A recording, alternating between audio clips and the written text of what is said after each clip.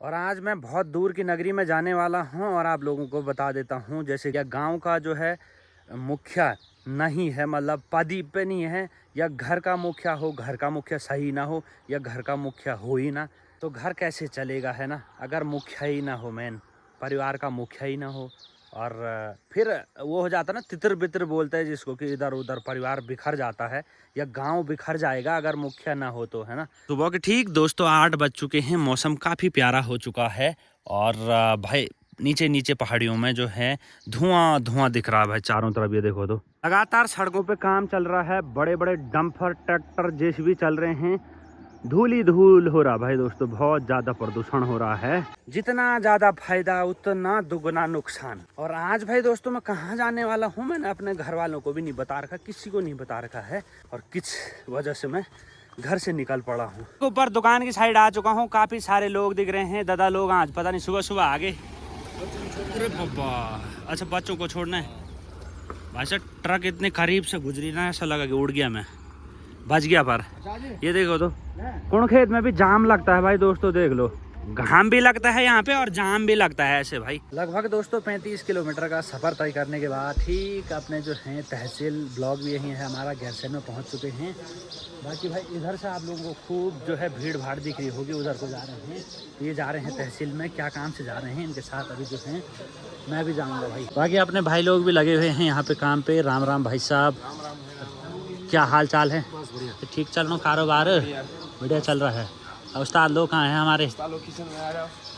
उस्ताद लोग लगे हैं फटेलने पे हैं। अंकल जी प्रणाम। ठीक ठाक फास्ट बने। क्या कर रहे हैं हमारे उस्ताद लोग? हेलो भाई लोगो, राम राम। अरे बाबा, ये क्या क्या हो रहा है तैयार मटेरियल? और राम राम, तो बढ़िया है, बढ़िया है।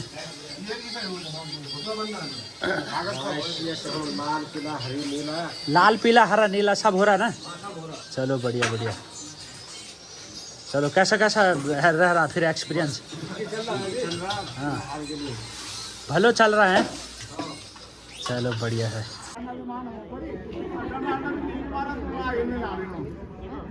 गैरसैंण में एसडीएम की नियुक्ति करो, नियुक्ति करो, नियुक्ति करो। गैरसैंण में एसडीएम की नियुक्ति करो, नियुक्ति करो, नियुक्ति करो। गैरसैंण चाहते हैं कि एसडीएम की नियुक्ति जल्द से जल्द प्रशासन यहाँ पे करे, ताकि गैरसैंण की जनता के साथ, इस पूरी ब्लॉक की जनता के साथ एक छलावा बंद हो।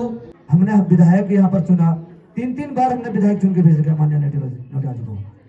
क्या उनकी कोई जिम्मेदारी नहीं बनती है कि गैरसैंण में एसडीएम का पद खाली और यहाँ पर एक एसडीएम भेज दिया जाए?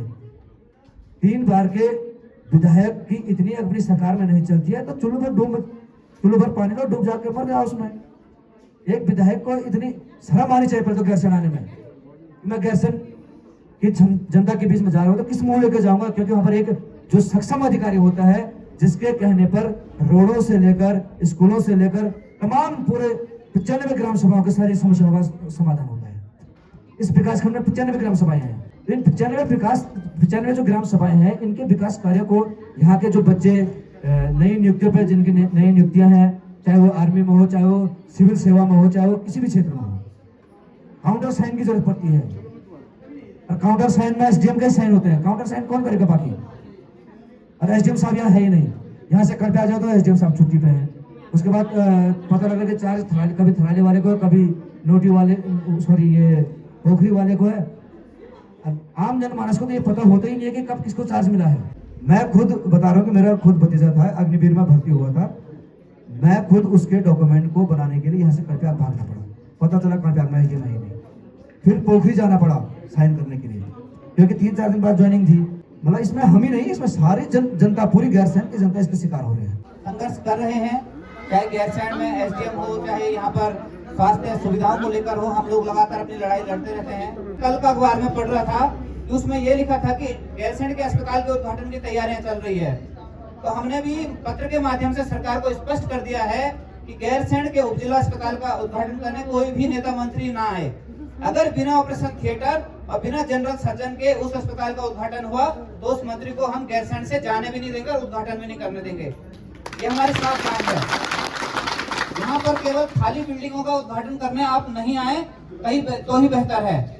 आपको बता दूं कि यहाँ पर इंटर कॉलेज में 5 करोड़ की लागत से ऑडिटोरियम बना और उसको लगभग 1 से 1.5 साल हो चुका है बने हुए।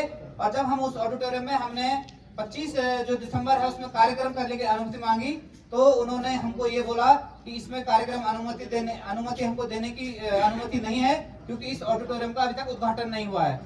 और आज आप उस ऑडिटोरियम को देखेंगे तो उसमें जगह जगह मकड़ी के जाले लगे हैं और सीलन आ चुकी है और 1.5 साल उसको बने हुए हो चुका है और वो अभी तक एक भी कार्यक्रम उसमें नहीं हुआ है। क्यों? क्योंकि उसमें कोई मंत्री आएगा, पहले उसका उद्घाटन होगा और तब उस बिल्डिंग में काम शुरू होगा और पहले ही वो बिल्डिंग खराब हो चुकी है। ये स्थिति इस गैरसैंण की है। यहाँ पर आप देखेंगे आसपास लगातार बिल्डिंगें बन रही हैं, थाने की बिल्डिंग बन रही है, पॉलिटेक्निक की बन रही है, ITI की बन रही है, फायर की बन रही है, इंटर कॉलेज में एक और बिल्डिंग बन रही है। बिल्डिंगे पे बिल्डिंगे बनाए जा रहे हैं, ठेकेदार आ रहे हैं देहरादून से बिल्डिंग बना रहे हैं, जा रहे हैं। उन बिल्डिंगों में रहेगा कौन? उन बिल्डिंगों में रहेगा कौन? आप विधानसभा भवन बना दिया 8,000 करोड़ का, वहां पर एक अधिकारी बैठने को तैयार नहीं है। गैरसैंण जिसको आप ग्रीष्मकालीन राजधानी कह रहे हैं, हम लोग SDM के लिए आज यहाँ पर लड़ रहे हैं। मतलब SDM जो एक सबसे मूलभूत पद है किसी भी प्रशासनिक इकाई का, उसके लिए हम लोग बार बार हमको सड़कों पर आना पड़ रहा है। तो ये सरकार गैरसैंण को किस प्रकार से देखती है? परसों भी हमारी महिलाएं, हमारे व्यापार संघ अध्यक्ष और भी कई हमारे अध्यक्ष लोग आए यहाँ पर घेराव करने कि हम लोग अपनी बात सरकार तक पहुंचाएंगे, यहाँ पर स्पेशलिस्ट डॉक्टर चाहिए। पर यहाँ पर ज्ञापन लेने के लिए एक अधिकारी तक मौजूद नहीं है। ये इतना दुर्भाग्य इस गैरसैंण का है।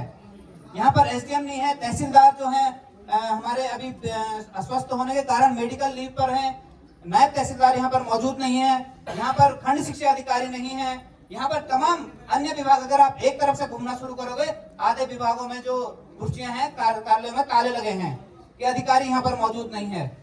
तो किस लिए हम लोग एक उत्तराखंडी ग्रीष्मकालीन राजधानी को जब हम लोग एक आदर्श नगर के रूप में या आदर्श खंड के रूप में हम लोग नहीं दिखा पा रहे हैं, तो उत्तराखंड के राज्य के बाकी जो पर्वतीय हिस्से हैं उनके क्या हाल होंगे?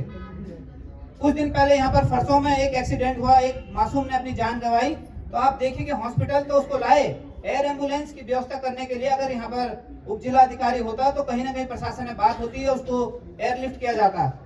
लेकिन जब तक हम लोग कोशिश करते हैं, जब तक अधिकारियों तक हमारी बात पहुंचती है, तब तक समय बीत जाता है और हम लोग को अपनी जान गंवानी पड़ती है। और ये आज से नहीं हो रहा, लगातार कई वर्षों से। इससे पहले भी कंडारी खोड़ की एक महिला थी, उसको अपनी जान गंवानी पड़ी। अगर सुशीला देवी जो मौत का प्रकरण हुआ, जो डिलीवरी उसके दौरान उसकी मौत हुई, यहाँ पर सर्जन होता और एक ऑपरेशन थिएटर होता तो उसकी आज मृत्यु नहीं होती और उसके लिए इतना हम लोग को संघर्ष नहीं करना पड़ता।